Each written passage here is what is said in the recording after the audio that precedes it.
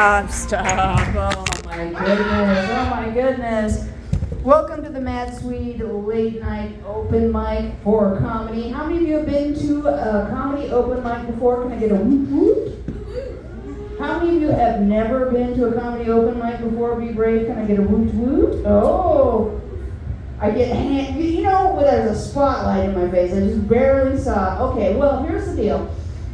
If you take out your phones momentarily, put them on silent, airplane mode, whatever, going off during the show, somebody's going to really give you some shit.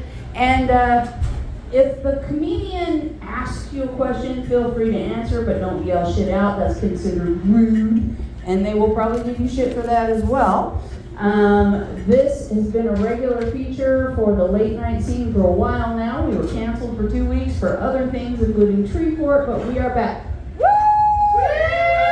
Usually there's a lot more people here, but we'll get this going. We'll have a good time. My name is Tanya Cope. I am your host tonight. What you need to understand about open mic comedy is this. This is not a show. These are comedians of all levels, brand new, all the way up to 25-year veterans, trying out new material to see if it works. You're going to see some good stuff. You're going to see some bad stuff, but nobody's going to be up here longer than 5 minutes. You can sit out 5 minutes. Tell the next comedian. I guarantee you there's going to be somebody that you like. All right, let's get this going. Stuff that I am trying out. So, I'm very single, and the biggest reason why I'm single is because I like men. Have you met you? Men are weird. At least to me, men are weird. They have weird requests, especially in bed. They like to, look at me when you're blowing me. Really? Are you kidding me? First of all, have a figure that supports that concept. I'm of an age where I've got these fellas that, I'm just going to say it's a love loaf. I'm not going to fat shame anybody. They got a love loaf, which means that leaves me with, what am I going to do? Lollipop and pop up? What I got to do? Is that doing it for you, baby? Is that hot? Is that hot? And over 50, a lot of them have erectile dysfunction, so it's still limp. So I'm looking like a meerkat holding a dead lizard in his paw. Just, hey, is that hot for you? And when they have the figure to support it, do you gentlemen ever jack off in front of a mirror? No. Because in your deepest soul, that face you make right before you launch the rocket. It's not pretty. Y'all look like a gorilla failing a calculus exam. It's not pretty. And